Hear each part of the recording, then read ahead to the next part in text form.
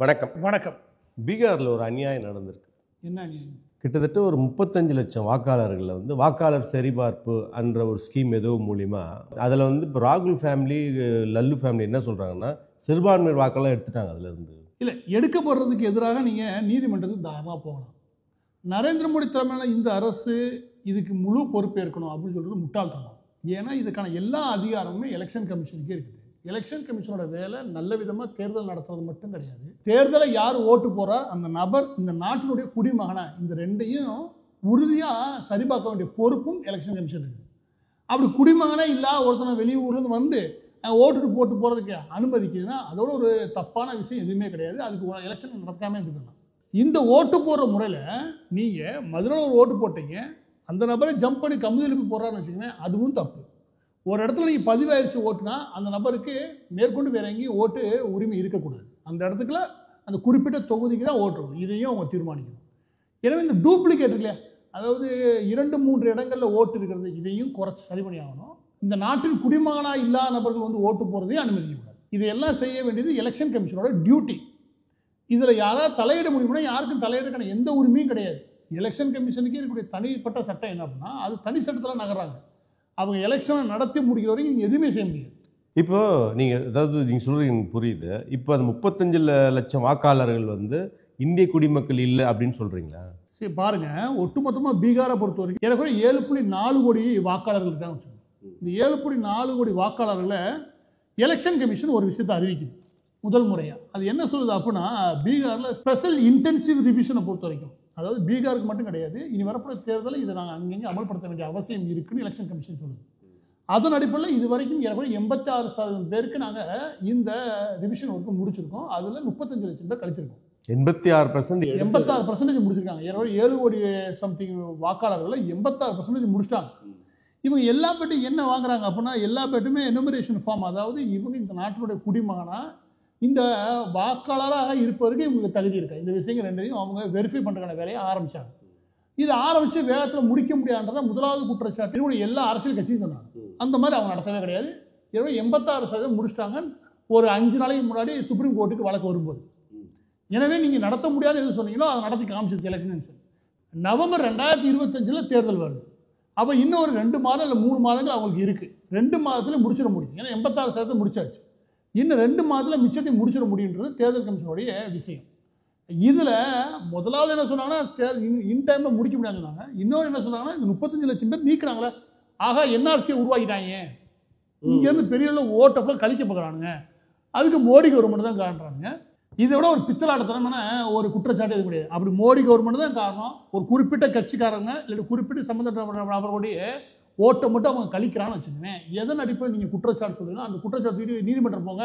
ஆனால் நீதிமன்றத்தில் போய் எதுவும் சொல்கிறீங்க நீங்கள், இல்லை அந்த எனுமரேஷன் ஃபார்மில் நீங்கள் இப்படி கேட்கல, மக்களுடைய குடிமுறை ஒவ்வொரு முறையும் இருக்கு இல்லையா, அதுக்கான நேரமே கொடுக்காம நீங்கள் புறக்கணிக்கிறீங்க. மைனாரிட்டி இருக்காங்களே, அதாவது சிறுபான்மையினர் மக்கள் அப்படின்னு இஸ்லாமியர்களே கிறிஸ்தவர்களே சொல்லலை, மொழிவாரி சிறுபான்மையினர் மக்கள் இருப்பாங்க, இனவாரி சிறுபான்மை மக்கள் இருப்பாங்க. இந்த மாதிரி சிறுபான்மை மக்களுக்கு இது பெரிய அழுத்தமாக இருக்கும். எனவே இப்போ நீங்கள் நடத்திடக்கூடாது. இப்படி காரணங்கள் தான் காலதாமதம். இப்படி காரணம் தான் நீங்கள் போய் சுப்ரீம் கோர்ட்டில் சொல்கிறீங்களே தவிர, இந்த கட்சிக்காரங்க ஓட்டெல்லாம் தூக்கிட்டாங்க, இந்த பாருங்கள் ஆதாரம் சொல்லவே இல்லையே, அதுக்கு கூட ப்ரூஃப் இல்லையே. அப்போ வெளியே பேசுறது ஒன்று, சுப்ரீம் கோர்ட்டில் சொல்கிறது ஒன்று. இப்போது அந்த 35 லட்சம் வாக்காளரை நீக்கம் பண்ணுறாங்க. இப்போ நீங்கள் சொல்கிறீங்க எதன் அடிப்படையில் இப்போ செக் பண்ணுறாங்க? இந்திய குடிமக்கள் அவங்க வெளிநாட்டு குடிமக்கள் எப்படி அவங்க செக் பண்ணுறாங்கன்னு கேட்குறேன். இல்லைங்க, அடிப்படையில் இதை கேட்குறதுன்னா உங்களுடைய நேம், உங்களோட பேர் என்ன, உங்கள் அப்பா பேர் என்ன, உங்களுக்கு சொந்தம் என்ன, உங்களுடைய மனைவி பேர் என்ன, இவ்வளோ தான். இந்த டேட்டாலேருந்து என்ன கிடைக்கும் நான் சொல்லிக்கிறேன். எப்படி நீக்க முடியும் சொல்லிக்கிறீங்க. இப்போ நீங்கள் குணசேகர் இருக்கீங்க, குணசேகருக்கு எடுத்துக்காட்டுக்கு உங்கள் அப்பா பேர் கேட்டாலும் முடிஞ்சு போச்சு. உங்கள் அப்பாவோட கூட பிறந்தவங்களுக்கு ஒரு டயக்ராம் வந்துடும், உங்கள் அப்பாவோடைய சொந்தம் வந்துடும். இந்த எல்லாத்தையும் பிடிச்சி வச்சு ஒரு கிராஃப் கிடச்சிரும். உங்களுக்கு சொந்த பந்தம் இங்கே இருக்குது, உங்கள் சம்மந்தப்பட்ட நபர்கள் இங்கே இருக்காங்க. இது எல்லாம் இல்லை அப்படின்னா, என் மனைவி ஒருத்தருக்கான், நான் அனாதையாக இருக்கேன், என் மனைவி கல்யாணம் பண்ணேன் அப்படின்னா அவங்களுக்கு ஒன்று வந்துடும். நீ அனாதையாக இருக்கிற பட்சத்தில் தான் அப்போயே ஒரு கிராஃப் உருவாகும். அப்போவே உங்களுக்கு எங்கே வேலை பார்த்தீங்க, உங்களுடைய நண்பர்கள் யார், இந்த வட்டத்தை பிடிச்சி வந்துட முடியும். எப்படி பார்த்தாலும் நீங்கள் இங்கே இருந்து இங்கே குடிமகனாக இருக்க பட்சத்துலனா உங்களை சுற்றி ஒரு கிராஃப் இருக்கும். இதுவே நீங்கள் பங்களாதேஷ்னு வந்திருக்கான்னு வச்சுக்கோங்க, அவன் என்ன சொல்ல முடியும்னா எனக்கு சொந்தம் இருக்குன்னு ரெண்டு சொல்லலாம், அவன் எந்த சொந்தம் சொல்ல முடியாது. சுற்றிக்கிட்டு ஒரு கிராஃப் நிற்கும். இல்லாட்டி எனக்கு நண்பர்கள் இருக்கான்னு சொல்லலாம். இப்போ நீங்கள் நண்பர்கள் சொன்னால் அவனுக்கு ஒரு கிராஃப் நான் சொன்ன மாதிரி விரியும். அவங்களுடைய சகோதரர்கள் சகோதரிகள், அவங்களுடைய மனைவி, அவங்களுடைய குழந்தைகள், இப்படி அந்த கிராஃப் விரியும். அந்த கிராஃபும் பங்களாதேஷுக்கு விரியாது. ஸோ நீங்கள் வெளிநாடுலேருந்து இல்லீகலாக இமிகிரேட் ஆகி இங்கே வரேன்னு வச்சுக்கோங்க, உங்களுக்கு இந்த கிராஃபே உருவாகாது. இந்த கிராஃபை கண்டுபிடிக்கிறது எளிமையான ஒரு விஷயம். இதை கொஞ்சம் இன்டென்சிவாக, அதாவது கொஞ்சம் நோக்கத்தோட கொஞ்சம் வேலை ஆற்றோம்னு வச்சுக்கோங்க, நம்மளால் எங்கே முடிச்சிட முடியும் அப்படின்னா எலெக்ஷன் கமிஷனில் வச்சே முடிச்சிட முடியும். ஏன்னா எலெக்ஷன் கமிஷனுக்கு அதுக்கு அதிகாரம் இருக்கிறனால இந்த இடத்துலேருந்து என்ஆர்சி அவங்க அமல்படுத்த முயற்சி பண்ணாங்கன்னா அதுவும் பாராட்டத்தக்க விஷயம் தான். ஆனால் அதை அவங்க என்ஆர்சின்னு சொல்லவே இல்லை. நான் தேர்தல் கமிஷன் எனக்கு அதிகாரம் இருக்குது, நான் அதை பண்ணுறேன். ஆனால் நரேந்திர மோடிக்கு ஒரு மட்டும் நான் பாராட்டுறேன். என்ன கேளுங்க, என்னன்னா நீ என்ஆர்சி நேராக அமல்படுத்துறதுக்கு எங்கேருந்து ஆரம்பிப்பான் நானே யோசிச்சுக்கிட்டேன். நீ எலெக்ஷன் கமிஷன்லேருந்து ஆரம்பிச்சு பாருங்க, செம்ம. ஏன்னா எலெக்ஷன் கமிஷனுக்கு பவர் இருக்குது, அதுக்கு வெரிஃபை பண்ணுறதுக்கான முழு பவர் இருக்குது.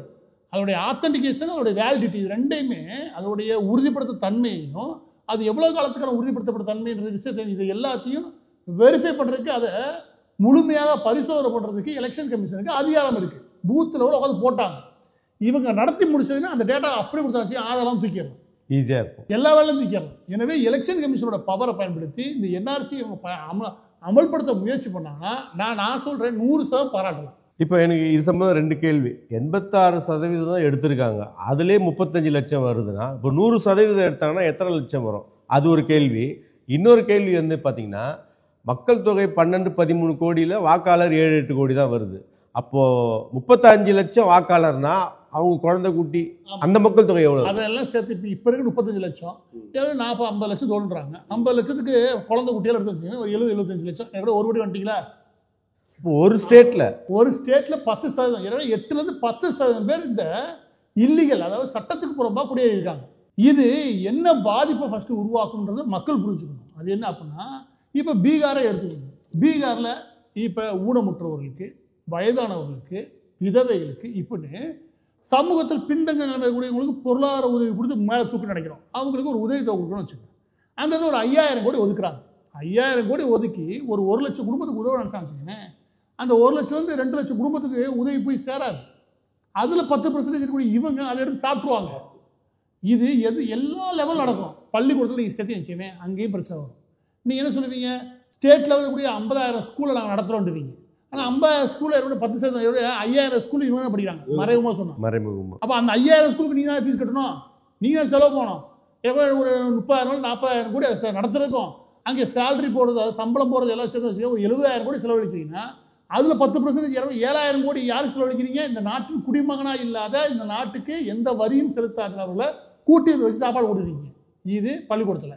அதுக்கப்புறம் இப்போ மருத்துவமனையில் குழந்தை பெற்றுக்கிறான்னு வச்சுக்கோங்க. அந்த குழந்தை பெற்றுக்கிறது ஒரு வருஷத்தில் சும்மா ஒரு மாவட்டத்தில் அடிப்படையில் பார்த்தோன்னு வச்சுக்கோங்களேன், ஒரு 10 மாவட்டம் எடுத்து ஒரு 1 லட்சம் குழந்தை பிறகுன்னா அதுலேயும் ஒரு 10,000 குழந்தை அவங்க குழந்தையா, அப்போ அதுக்கு நீங்கள் செலவு பண்ணணும். அப்போ குழந்தை பிறக்கிறது செலவு பண்ணுற, அது வளர்றதுக்கு ஊட்டச்சத்துக்கு அதுக்கு நீ செலவு போகணும். ரேஷன் கடைக்கு நீ 10% செலவு போகணும். அதுக்கப்புறம் ஸ்கூல் நடத்துறதுக்கு நீ செலவு போகணும். யோசிச்சு பாருங்க, இந்த மக்களை முன்னேற்றுறதுக்கு தான் எந்த நாடும் உதவும். அதாவது நீ அமெரிக்கா வளர்ந்த நாடுகளை எடுத்துக்கங்க, சவுதி அரேபியாவை எடுத்துங்க, அவன் நாட்டை முன்னேற்றுறதுக்கு தான் சட்டம் போட முடியும். ஊருக்கு எல்லாத்தையும் கூப்பிட்டு வச்சுக்கிட்டு சோறு போட்டு முடியாது. அப்படி போடவும் தயார் சில நாடுகள், இந்தியா அதுக்கும் தயார். ஆனால் நீங்கள் வெளியேருந்து வரேன்னு சொல்லிட்டு வாங்கடா, இங்கே வந்து Aadhaar, voter ID, ration card எல்லாத்தையும் வாங்கி உட்காந்து இதே குடிமகனாக மாறினேன்னா இந்த மக்களுக்கு இந்த அரசாங்கம் தான் துரோகம் பண்ணுது கேட்டா. ஏன்னா வரி கட்டக்கூடிய நபர்கள் 4% பேர், 10% வந்து சும்மா காட்டுறாங்க, 4% கட்டுறாங்க. அவங்கள்ட்ட இருந்து வரியை வாங்கி இந்த மக்களை சேர்த்து நீ இழுத்துக்கிட்டு போனேன்னா நாடு எந்த காலத்திலும் முன்னேற, எந்த நாடும் முன்னேறாது. இப்படி நீ இல்லீகலாக சட்டத்துக்கு புறமான நபர்கள் நீ உள்ள விட்டு வச்சுக்கிறேன். ஏன் ட்ரம்ப் ஜெயிச்சா நினைக்கிறீங்க, வெற்றி பெற்றா நினைக்கிறீங்க? இல்லீகலாக இமிகிரேட் ஆகக்கூடிய, இல்லீகலாக வரக்கூடிய நபர்கள் இவங்க கட்டுப்படுத்த நினைச்சாரு. ஏன்னா அப்படி நபர்கள் வந்தான்னு வச்சுக்கோங்க, மொத்த நாடை பின்னுக்கு இழுத்துருவாங்க. மொத்த நாட்டோட ஃபைனான்சியல் ஸ்டெபிலிட்டி காலி, ஒட்டுமொத்த நாட்டுடைய பொருளாதாரம் கட்டமைப்பு காலி. இந்த நாடு முன்னேறாத நாடு கிடையாது, இந்த நாட்டில் வளம் இல்லாமல் இல்லை கிடையாது. நம்மளுக்கு அட்மினிஸ்ட்ரேஷன் சரியா இல்லை, சிஸ்டம் சரியில்லை. ஏன்னா நீங்கள் சிஸ்டம் ஒழுங்காச்சு யார் குடிமகன் தெரியுமே, எல்லாரும் வருது அவங்களாம் போட்டு இருப்பீங்களா? இப்போ எனக்கு என்னென்னா, ஒரு ஸ்டேட்டு பீகாரை எடுத்ததுக்கே 35 லட்சம் வாக்காளர், ஒரு 50 லட்சம் மொத்த மக்கள் தொகை சொல்லிங்க. அப்போ மொத்த இந்தியாவை எடுத்தா இல்லை, மொத்த இந்தியா எடுக்கும்போது ஏற்கனவே 3லேருந்து 4 கோடிக்கு குறையாமல் இருப்பாங்க. பங்களாதேஷ் மட்டும். ஆனால் இது எல்லா ஸ்டேட்லையும் இருக்கிறது இல்லை. இது முக்கியமாக இருக்கிறது வெஸ்ட் பெங்கால். மம்தா பானர்ஜி வெற்றிக்கு மிக முக்கிய காரணமே பங்களாதேஷ்லேருந்து இடம்பெயர்ந்த, சட்டத்துக்கு புறம்பாக இடம்பெயர்ந்து இங்கே குடிமகனாக தங்களை மாற்றிக்கிட்ட நபர்களாக அவங்க தான் அதிகம். அதுக்கப்புறம் பீகார், இவங்க 2 பேரும் மோசமாக பாதிக்கப்பட்டது ஒடிசா. எனவே இந்த மாநிலங்கள் அந்த பங்களாதேஷை ஒட்டி இடம்பெயரக்கூடிய இல்லீகல் இமிகிரேஷன் நடக்கக்கூடிய பகுதியில் இந்த மாநிலங்கள் தான் முதலாவது அடி வாங்குது. அதுக்காக நம்ம மாநிலங்கள் அடி வாங்காமல் கிடையாது. திருப்பூரில் ஆரம்பித்து கேரளாவில் ஆரம்பித்து எல்லா ஏரியாலையுமே பங்களாதேஷுடைய நடமாட்டம் அதிகமாக இருக்குது, அவங்களோட குடியேற்றமும் அதிகமாக இருக்குது, அவங்களால வரக்கூடிய பிரச்சனையும் அதிகமாக இருக்குது. பங்களாதேஷ்க்கு மட்டும் கிடையாது, ஆனால் பொதுவாக பங்களாதேஷ் தான் அதிகமாக அதை பண்ணுறது. ஏன்னா அவங்க நாட்டிலேருந்து கிளம்பி ஒன்ஸ் இந்தியாவுக்குள்ள வந்துட்டான்னு வச்சுக்கோங்க, ஓட்டர் ஐடி ரேஷன் கார்டு வாங்கிட்டு வச்சுக்கோங்க, அவங்க குடும்பத்தை காப்பாற்றுறது இந்தியா காப்பாற்றுது. நீங்களே யோசிச்சு, உங்கள் குழந்தைக்கு ஃப்ரீயாக எஜுகேஷன் இருக்குது, நீங்கள் குழந்தை பெற்றுக்கிறதுக்கு ஃப்ரீயாக மருத்துவமனை இருக்குது, அது வளர்கிறதுக்கு ஊட்டச்சத்துக்கு ஃப்ரீயாக இங்கே ஊட்டச்சத்தையும் நம்ம கொடுக்குறோம். அந்த குழந்தை 12th வரைக்கும் முடிச்சதுக்கப்புறம் காலேஜும் ஃப்ரீயாக படிச்சிடலாம். அது மட்டும் கிடையாது, அவங்களுக்கு ரேஷன் கார்டெலாம் கொடுத்தோம்னு வச்சுக்கோங்க, அது இலவச அரிசிலாம் போயிடும், அது வாங்கி சாப்பிட்டுக்கலாம். அப்புறம் இலவச கரண்ட் கிடைக்குது, அதை வச்சு ஓட்டிக்கலாம். இப்படி எல்லா இலவசையும் இங்கே அனுபவிக்க முடியுமா? பங்களாதேஷில் கிடைக்காத எல்லா வசதியும் இங்கே கிடைக்குது. அப்போ என்ன நினைக்கிறாங்க அப்படின்னா, அங்கே இருக்கிறது இங்கே கிளம்பி வந்துட்டோம்னு வச்சுக்கோங்க, நான் இந்த இந்தியா நம்மளை பார்த்துக்குறோம், நம்ம வேலை ஜாலியாக அடுத்த கட்ட வேலையை பார்க்கலாம். இப்போ இறுதியாக எனக்கு ஒரு கேள்வினா, இப்போ இந்த ஓட்டுக்காக மட்டும்தான் இப்போ ராகுல் காந்தியோ இல்லை மற்ற எதிர்கட்சிகளோ இவங்களை ஆதரிக்கிறாங்களா? இல்லை, எதிர்கட்சியோட வேலை என்னன்னா எப்பவுமே எதிர்க்கிறது அப்படின்ற மைண்ட் செட் வந்துட்டாங்க. ஒரு நல்ல விஷயம் நாட்டுக்கு நடக்குதுன்னு வச்சுக்கோங்க, எல்லாரும் சேர்ந்து அதை ஆதரிக்க வேண்டியது அவசியம். நீ ஒரு குற்றச்சாட்டை வைக்கிறீங்க, இல்லை குறிப்பிட்ட கட்சியின் நபர்களை தான் தூக்குறாங்க அப்படின்னா அதுக்கு சரியான ஆதாரத்தோட வைங்க. அந்த மாதிரி விஷயங்கள் நடக்காமல் இருக்குன்றதை நீங்கள் மத்திய அரசை, ஆளும் அரசை நீங்கள் எதிர்த்து நிச்சயம் கேள்வி கேட்கலாம். அதை எதிர்த்து நீங்கள் நீதிமன்றம் நாடுறது தப்பே கிடையாது. ஆனால் எந்த விதத்துலையும் இந்த 35 லட்சத்தில் யார் யார் எப்படி பாதிக்கப்பட்டான்ற பற்றி பேசாமல் பொதுவாக இல்லை எல்லாம் இந்த சம்மந்தமாக நீக்க பார்க்குறாங்க, இந்த கட்சிக்காரன் நீக்க பார்க்குறாங்க. இதுக்கு ஏதாவது குற்றச்சாட்டுக்கு ஆதாரம் இருக்கா? இஸ்லாமியர் ஃபுல்லாக நீக்க பார்க்குறாங்க. பெரும்பாலும் பங்களாதேஷ் வந்தவங்க இஸ்லாமியர்கள் இருப்பாங்க. கண்டிப்பாக புரியவே இல்லை. அது அவங்க இஸ்லாமியர்கள் இருப்பாங்க, அவங்க இஸ்லாமியர் இருக்காங்களே அதுக்காக நிற்கிறீங்க, அதுக்காகவே நாட்டுக்கு சேர்த்துக்க முடியுமா? இஸ்லாமியராக இருக்காங்க, அதனாலே அவங்க செக் பண்ணாதீங்க, நாட்டுக்கு சேர்த்துக்குங்க. இதெல்லாம் குழப்பா இருக்குது. அவன் பங்களாதேஷ் இப்படி வந்தா வச்சுக்கோங்க, சவுதி அரேபியா ஏற்றுப்பானா, யூஏ ஏற்றுப்பானா, துபாய் ஏற்றுப்பானா, எந்த நாடா அவங்க இஸ்லாமியர் அப்படின்றக்காக ஏற்றுப்பானா? நான் ஏன்டா ஏற்றுக்கணும்? இது அநியாயமாக இருக்குது.